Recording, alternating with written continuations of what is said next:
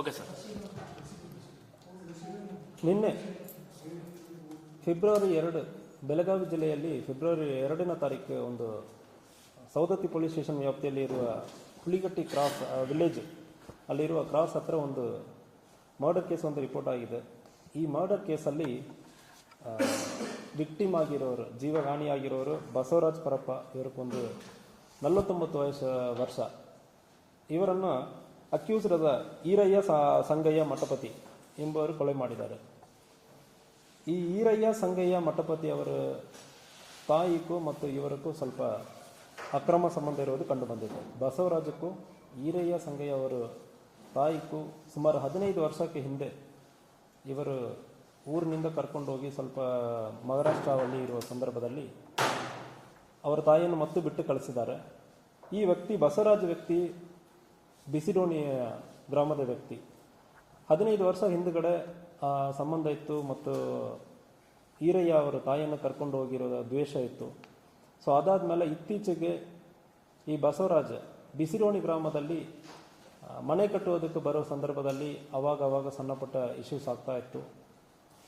ಮತ್ತು ಇವರು ಬಂದು ಇಂತಹ ಊರಲ್ಲಿ ಓಡಾಡ್ಕೊಂಡಿರೋ ಸಂದರ್ಭದಲ್ಲಿ ನಮಗೆ ಮರ್ಯಾದೆ ಕಮ್ಮಿ ಆಗ್ತದೆ ಅಂದರೆ ಹೇಳ್ಕೊಂಡು ಜಗಳ ತೆಗೆದಿರ್ತಾರೆ ಇದಕ್ಕೆ ಹಿಂದೆ.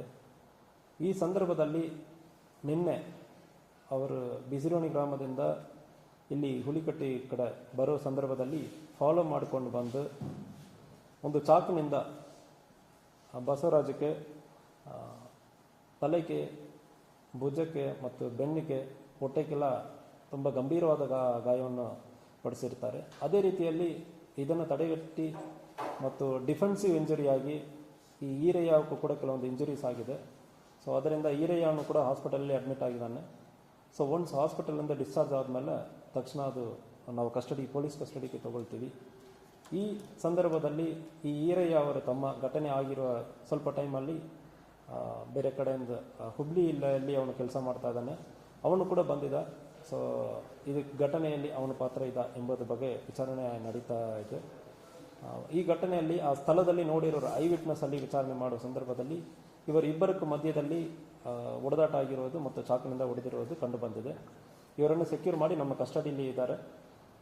ಸ್ವಲ್ಪ ಹಾಸ್ಪಿಟಲಿಂದ ಡಿಸ್ಚಾರ್ಜ್ ಮಾಡಿ ಆದ್ಮೇಲೆ ಇವರನ್ನು ನಾವು ಅರೆಸ್ಟ್ ಮಾಡ್ತೀವಿ.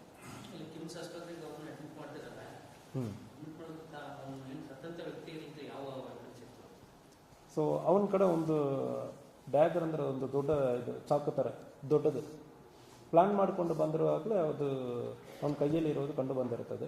ಸೊ ಯಾವಾಗ ಎಲ್ಲಿಂದ ತೊಗೊಂಡು ಬಂದಿದ್ದಾನೆ, ಇದು ಪ್ಲಾನ್ ಯಾವಾಗಲಿಂದ ಮಾಡಿದ್ದಾನೆ, ಇದು ಬಗ್ಗೆ ಕೂಡ ವಿಚಾರಣೆ ನಡೀತಾರೆ.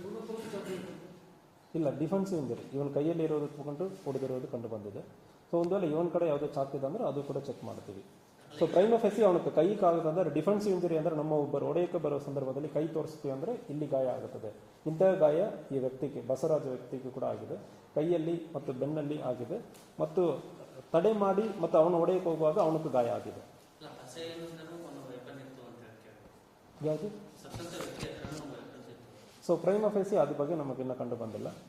ಸೊ ಇವನ್ ಕಡೆ ಡಿಫೆನ್ಸಿವ್ ಇಂಜರಿ ಅಂದ್ರೆ ಹೇಳ್ತೀವಿ, ಯಾರೋ ಒಬ್ಬರು ನಮ್ಮ ಹೊಡೆಯಕ್ಕೆ ಬರೋ ಸಂದರ್ಭದಲ್ಲಿ ಇನ್ನೊಬ್ಬರು ನಾವು ಅದನ್ನೇ ತಗೊಂಡು ಹೊಡೆಯಕ್ಕೆ ಹೋಗ್ತಿಲ್ಲ ಅಂತ ಸಂದರ್ಭದಲ್ಲಿ ಕೂಡ ಗಾಯ ಆಗೋದಕ್ಕೆ ಸಾಧ್ಯನೇ ಇರ್ತದೆ. ಸೊ ಅದರಲ್ಲಿಂದ ಆಗಿದೆ, ಇಲ್ಲ ಹೊಸದಾಗಿ ಅವನು ಒಪ್ಪನೆ ಇಟ್ಕೊಂಡು ಬಂದಿದ್ದಾನ, ಅದ್ರ ಬಗ್ಗೆನೂ ವಿಚಾರಣೆ ನಡೀತಾ ಇದೆ. ಈರಯ್ಯಕ್ಕೆ ವಯಸ್ಸು 32 ವಯಸ್ಸು. ಸೊ ಇವನ ಸತ್ತ ವ್ಯಕ್ತಿ ಬಸವರಾಜ್ ವ್ಯಕ್ತಿಗೆ ಸುಮಾರು 49 ವರ್ಷ. ಇವನು ಇತ್ತೀಚೆಗೆ ಅವನು ಮಹಾರಾಷ್ಟ್ರ ಕೋಲ್ಹಾಪುರ ಡಿಸ್ಟಿಕ್ ಅಲ್ಲಿ ಇರೋದು ಸಾಮ್ರಾಟ್ ನಗರ್ ಕೋಲ್ಹಾಪುರಲ್ಲಿ ಇರೋದು ಕಂಡು ಬಂದಿದೆ. ಇತ್ತೀಚೆಗೆ ಅಲ್ಲಿಂದ ಬಂದು ಸ್ವಂತ ಊರಲ್ಲಿ ಮನೆ ಕಟ್ಟಕ್ಕೆ ಬರುವ ಸಂದರ್ಭದಲ್ಲಿ ಅಲ್ಲಿ ಆಲ್ರೆಡಿ ಸ್ವಂತ ಊರಲ್ಲಿ ಈರಯ್ಯ ಅವನು ತಾಯಿಯನ್ನು ಕರ್ಕೊಂಡು ಹೋಗಿರೋ ಆ ದ್ವೇಷ ಇರೋದ್ರಿಂದ ಈ ಘಟನೆ ಆಗಿದೆ. ಯಾವುದು?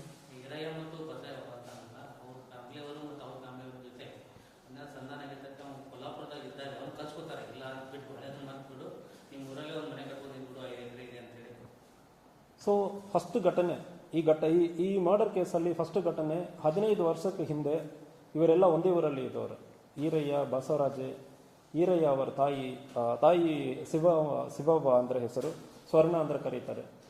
ಸ್ವಲ್ಪ ಆವಾಗ ಒಂದು ಪರಿಚಯ ಆಗಿ ಅವರ ಜೊತೆಗೆ ಈರಯ್ಯ ಅವನ ತಾಯಿಯನ್ನು ಮಹಾರಾಷ್ಟ್ರ ಕೋಲಾಪುರ ಕಡೆ ಕರ್ಕೊಂಡೋಗಿ ಸ್ವಲ್ಪ ವಾಸ ಮಾಡಿ ಆದ್ಮೇಲೆ ಬಿಟ್ಟಿದೆ ಇರೋದು ಕಂಡು ಬಂದಿರ್ತದೆ. ಅದಾದ್ಮೇಲೆ ಇವರು ಬಂದು ಇಲ್ಲಿ ಹುಬ್ಳಿಯೆಲ್ಲ ವಾಸ ಇರ್ತಾರೆ. ಈ ಸಂದರ್ಭದಲ್ಲಿ ಇತ್ತೀಚೆಗೆ ಸಂಧಾನನೂ ಆಗಿರೋದಾಗಿ ಹೇಳ್ತಾ ಇದ್ದಾರೆ. ಬಟ್ ಆದರೆ ಆ ಸಂಧಾನದಲ್ಲಿ ಇವನು ಮತ್ತು ಊರಕ್ಕೆ ಬಂದು ಮತ್ತು ಇವನಿಗೆ ತೋರಿಸೋದು ಇವರ ಮಗನಕ್ಕೆ ಸ್ವಲ್ಪ ಅಸಮಾಧಾನ, ಈರಯ್ಯಕ್ಕೆ ಅಸಮಾಧಾನ ಆಯಿತು. ಸೊ ನಮ್ಮ ತಾಯಿಗಿಂತ ಮೋಸ ಆಗಿದೆ, ಇವನು ಊರಿಗೆ ಬರುವಾಗ ಉಳಿದವರು ನಮ್ಮನ್ನು ಒಂದು ಅವಮಾನವಾಗ್ತಾ ಇದೆ ಅಂದ್ರೆ ಆ ನೆಪದಲ್ಲಿ ಈ ಘಟನೆ ಆಗಿದೆ.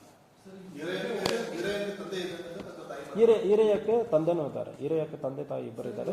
ತಂದೆ ಈರಯ್ಯ ಜೊತೆ ಇದ್ದಾನೆ, ತಾಯಿ ಈರಯ್ಯ ತಮ್ಮನ ಜೊತೆ ಇದ್ದಾರೆ ಹುಬ್ಳಿಯಲ್ಲಿ.